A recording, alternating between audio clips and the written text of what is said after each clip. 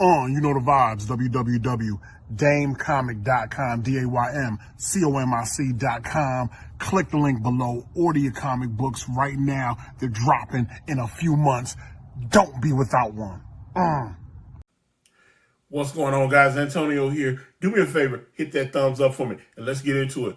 All right, so we've got news from Amy Pascal, formerly the head of Sony Pictures Entertainment, and now she just runs her company, Pascal Entertainment, through Sony. And like basically what that means is all the past Spider-Man movies, starting with Homecoming, have all been, so like she's got the Venom stuff. There's an upcoming Kraven the Hunter movie with Aaron Taylor Johnson playing Kraven.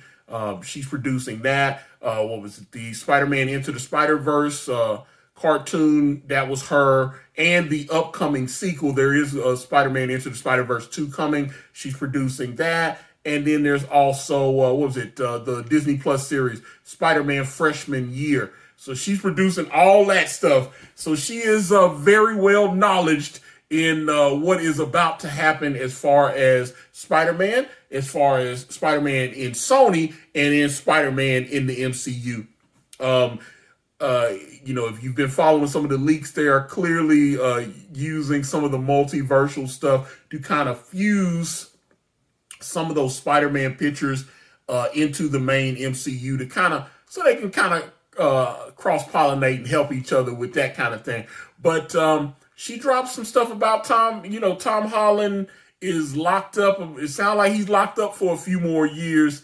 That we're going to get at least 3 more Tom Holland Spider-Man MCU movies, which that's good for me. There's also the recent reports from Kevin Feige. These are just some stuff that was being leaked or rumored, that Kevin Feige wants Spider-Man to kind of take Tony Stark's place. So as they continue to build this next phase of the MCU, Tom Holland will step into what Robert Downey Jr. was. And so instead, a lot of people didn't like the fact that it was Tony Stark in the Avengers. They were like, it's just supposed to be the Avengers, and it seemed like it's like Iron Man and Friends or whatever. Well, it sounds like it's gonna be Spider-Man and his Amazing Friends, which if they did a Spider-Man in his Amazing Friends movie, I'd be all right with that. That was one of my favorite cartoons when I was a kid. I loved Spider-Man and his Amazing Friends. And that would get us Spider-Man. That would get us Firestorm and Iceman. I'd be all right with that. Anyway, but like I said, it sounds like Tom Holland is locked up for the foreseeable future. However, there's an interview with Tom Holland and GQ. You can catch that on GQ.com. Tom Holland had kind of talked about, how Spider-Man No Way Home, it's a little darker than the other 2 Spider-Man films. You saw the trailer. It looks like some serious stuff is going on. But also the fact that he was kind of looking towards the light at the end of the tunnel. He's 25 now. He'll be 26 in the summer of next year. Kind of mentioned that if he was still playing Spider-Man at the age of 30, that he's kind of like missed the mark a little bit. He appreciates the opportunity that playing Spider-Man has given him, but he wants to do other things. One of those things, of course, is the upcoming Uncharted movie with him and Mark Wahlberg. When he was announced to play Drake in the Uncharted movies, I was a little surprised by that. Not that I don't have anything against Tom Holland. I just didn't see him as that character. But the trailer, I was happy when I saw the trailer. And so that's one of the things he's wanted, just wanted to expand, and show more of his range as opposed to just being Peter Parker Spider-Man the whole time. He also talked about some of the trappings that his newfound fame have given him. And one of those things was talking about those leaked photographs of him and Zendaya making out, where they were stopped at the traffic light and he leaned over and got him a little smooch and got a little something. He didn't like the fact that his privacy was invaded. And he actually said that he got robbed of his privacy, and I'm like, here's my thing on that. When he was originally asked about this, going back a few years ago when they were doing Homecoming, there were rumors that him and Zendaya were kind of digging each other on the set of Homecoming. Oh no, we're just friends. She's my mate. I really like her as an actress. Blah blah blah. Boom, move on. And then they come back and they do Far From Home. Same thing. Like, oh man, Tom Holland and Zendaya are meeting each other. They're meeting each other's families, doing this. Different things were starting to come out. Oh no, she's just my friend. Appreciate her. All this kind of thing. And then as we go into this past summer, those photos show that they were making out, and then everybody's like, "Ha ha, we got you." And then, so of course, they finally, just acknowledge, like, okay, yeah, we're together. So I understand. It's kind of weird because in all the Spider-Man movies that Sony's put out, every single Spider-Man has hooked up with the leading lady that he was cast with. Tobey Maguire hooked up with Kristen Dunst, on Spider-Man 1 and 2. You had Andrew Garfield, who was pretty serious with Emma Stone in Amazing Spider-Man 1 and 2, and then they broke up after the production of Amazing Spider-Man 2 had ended.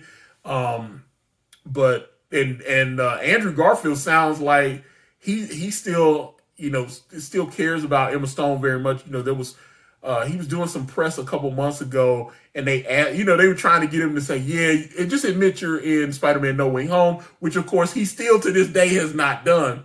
And he was like, doing those Spider-Man films was amazing. It was an amazing experience to me. I don't regret anything. He's like, if I hadn't done Amazing Spider-Man, then I never would have met Emma Stone. And she's such an amazing person and all that. Sounds like they're still friends. He was happy, talking about her having her baby and the whole deal. So it was like, it sounded like he was he might still be a little smitten, but so like I said, it's kind of weird that every Spider-Man that Sony's put out, they end up, hooking up with the leading lady in that. And of course, like I said, Tom Holland, Zendaya, same thing. But I just, like I said, if he had just been honest, if you don't give him anything to look for, then you don't have a lot of the leaks that happen. If you're just honest and just go, yeah, we like each other, but we're just gonna see what happens and just move on. Then when somebody sees you kissing, he's like, well, he already said they liked each other, so whatever. There's no surprise there. Boom. Okay, you just move on. When you deny that the relationship is happening, then that makes people want to dig into your background. Whether that's right or wrong is another situation. But if you just keep it 100 and just be like, yeah, boom. Perfect example of that is what's the guy, Taika Waititi.